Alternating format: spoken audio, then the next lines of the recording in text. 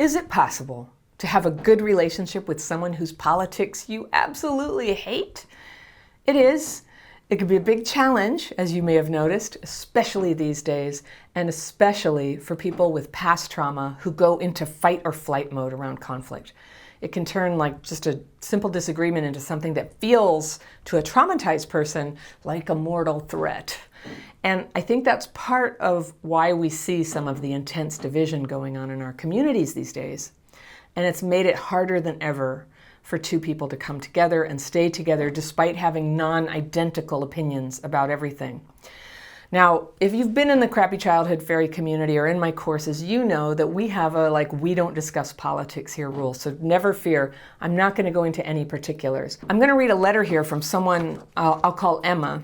And I have actually replaced everything where you could identify whose politics are whose with some very generic statements here, just so that we could get our focus off the politics per se and focus on the relationship challenge that Emma's facing. All right, so she writes, Hi Anna, I'm 35. I've had a rough childhood. I haven't been able to cope for years, and I'm in a desperate and destructive pattern in my relationships that I suspect comes from CPTSD. Can you help? And she says, my boyfriend is a nice guy. We have a good connection in many ways, together 18 months and meeting each other's families, talking about moving in, kids, but we seriously disagree on politics. If I didn't care about politics very much, it would be fine. But my political point of view has been a huge part of my life since I was a teenager and in my current work and plans for the future, and I don't know how I keep ending up with someone on the opposite end of the political spectrum. This keeps happening, she says. The last boyfriend was even worse. He actually voted for someone at the far end of the political spectrum and told very unfunny jokes. But this current boyfriend thinks the values I hold as sacred are stupid. He hates people with strong political views like mine, even though I explain these are my views. And it made me cry when he said something that I considered denigrating about people with my views. Because we were in too deep then, and part of me knew I couldn't be happy with someone who holds these views. When he met my folks, I told everyone, don't talk about politics because my family and friends are like me. And then Emma says, I know how this happened. I should have put my foot down earlier in the relationship or not allowed this to develop into more than a fling. I'm going to circle that. Okay. But at the time, my self-esteem was on the floor and I hated myself so much, I couldn't believe he was willing to spend time with me. Now we're 18 months in, and I keep swinging from thinking when I feel strong that we should break up to thinking I should put up with it and that I'm asking too much if I want a boyfriend who shares my goals and values. He's not abusive, but I wonder if I'm abusing myself and walking all over my values to be with him. Also, if I leave, then I'm just going to go out and do the same thing again. Isn't that interesting? So Emma says, thanks if you can help. All right, so thank you, Emma. Thank you for being so self-reflective to just think about this and to question what's going on.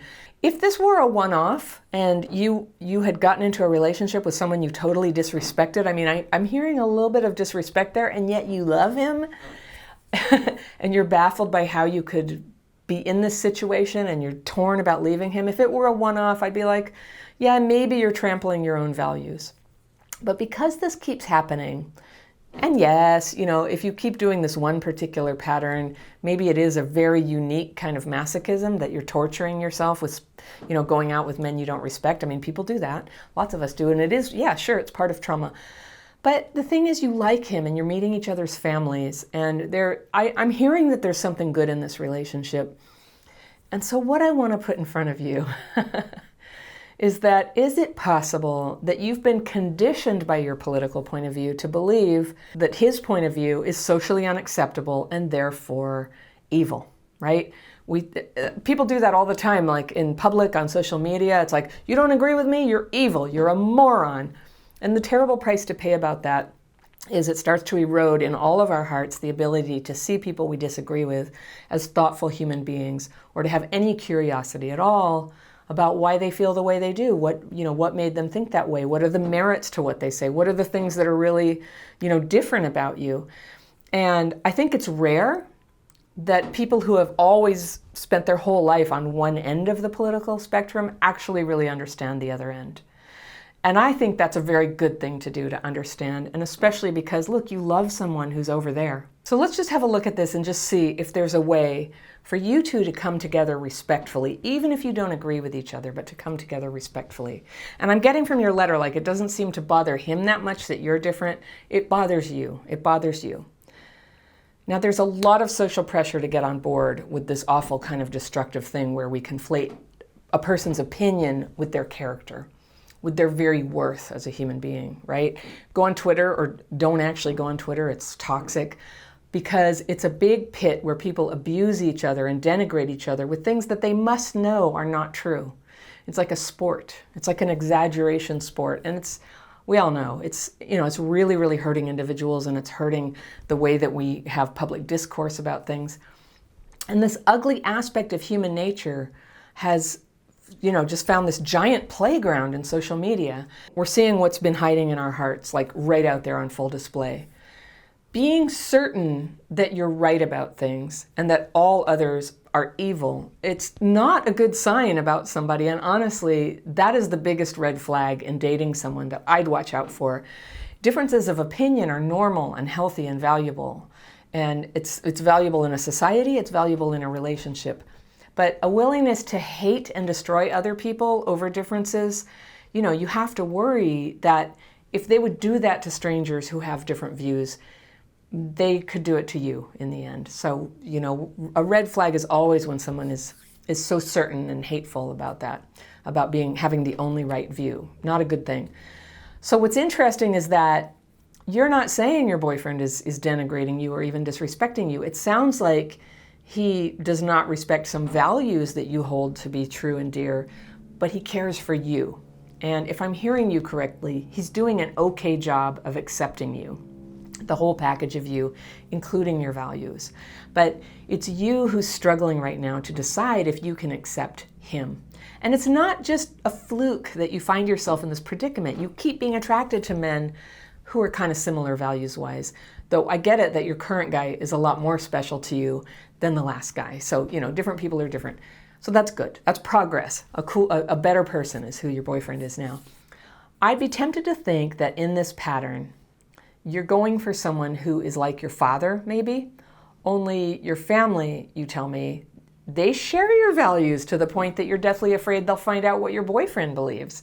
It's not a rebellion against them, though I totally understand the fear of bringing in an outside view to the family.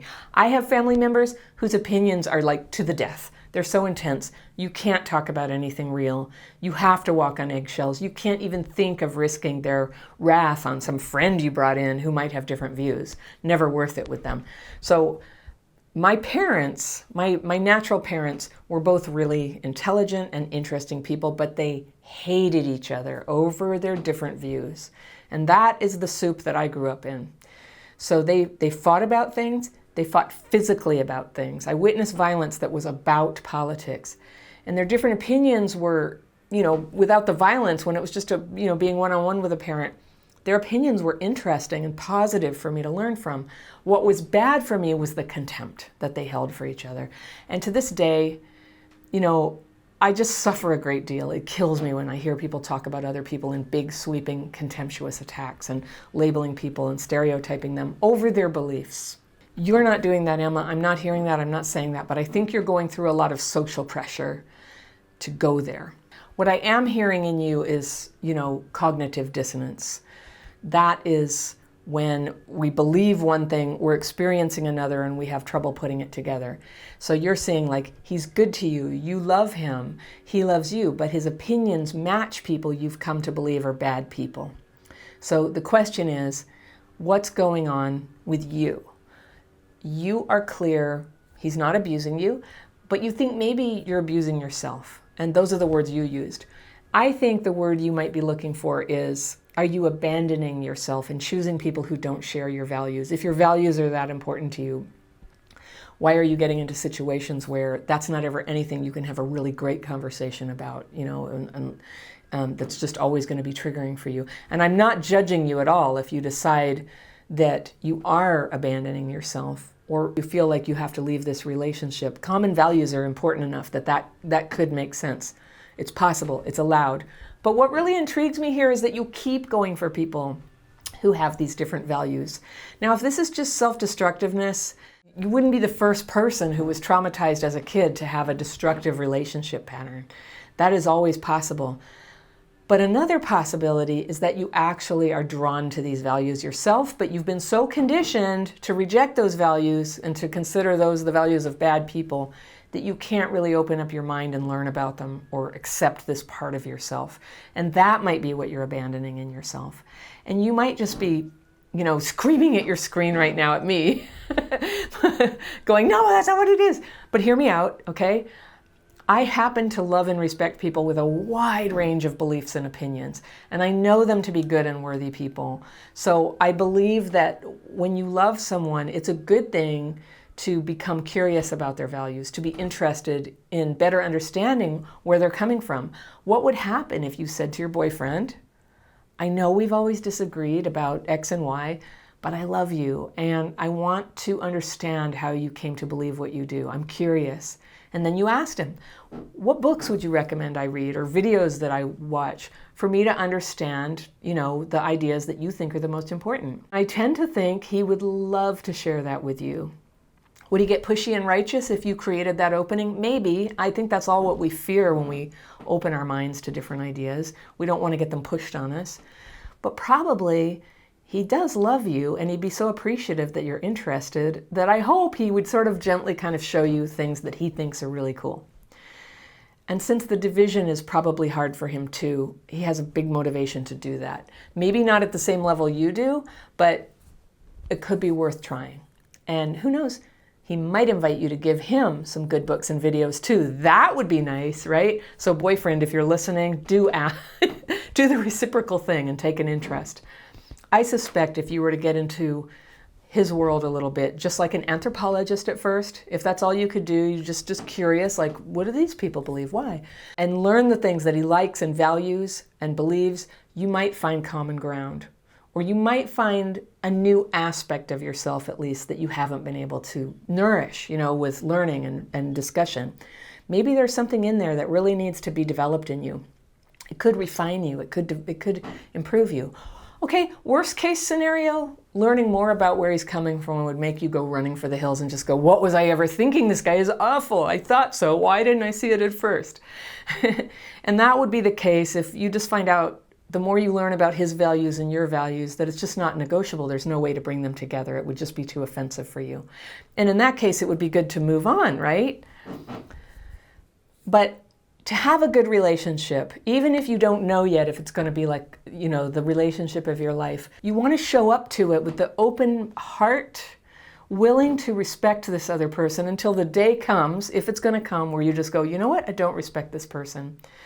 The worst thing to do to a person is to hold contempt and judgment on them, but keep using them to fill up the emptiness in your life anyway. It's not just a good thing, but it's essential if a relationship is really going to take root as a good relationship. There has to be some acceptance of the other person. And so it would be wrong and hurtful to another person in any relationship to come into it going, I totally don't accept this thing, I hold contempt for their values, but I'm going to keep using them to fill up my life anyway. And keep going through those, outings to the family and long discussions about working stuff out. It's like, get to the bottom of this. Get to the bottom of this and decide if you can accept him. I think there's a pretty good chance you're gonna find things to appreciate about his point of view without having to agree with him. And there you might find the bridge between you. The worst that's going to happen is you're just going to get clear that the values you thought you had are truly non-negotiable. And that's kind of what you feared I would say, right? You thought I'd say, oh yeah, different values, non-negotiable, get out. But I think you love this guy. I think you're confused how you could hold these two feelings about him, that his values are wrong and that he is so awesome. And that no matter how this turns out, I just think you learning more about him would be growth for you. I also think that learning to understand and accept another person is a bottom line condition of any good relationship. And if you're going in there just going, no, I just refuse to accept this part of him. I just want him to fill up my life and be in that partner role. Well, that's not cool. That's kind of using somebody. Just kind of tough love there. Like, be fair to him and be open to what he feels without feeling that you have to believe everything he believes, but to see if you can understand it well enough to make peace with it, all right? If you did get comfortable with his ideas, yes, there would be people in your life who would condemn you and accuse you of some kind of opinion failure, right? You violated the team rules. Our side never tolerates this or accepts people like this. But really, don't let fear of their judgment mess this up for you. You're going to get judged by small people no matter what you do or what you believe. So if you're going to be judged, you might as well get judged for who you really are and what you really believe, right? That's the only way to keep developing an open mind and a curious spirit. I think you guys are a fascinating couple. I would love to hear your discussions on the day when you start opening up more to each other about what you believe and listening to each other and developing that understanding and respect that is just foundational to a good relationship. You both deserve it, all right? And I want that for you. If you're interested in learning more about where opinions turn into bullying so that you have a clearer line on that, I've got a video right here. It's called Opinion Bullies, and I will see you very soon.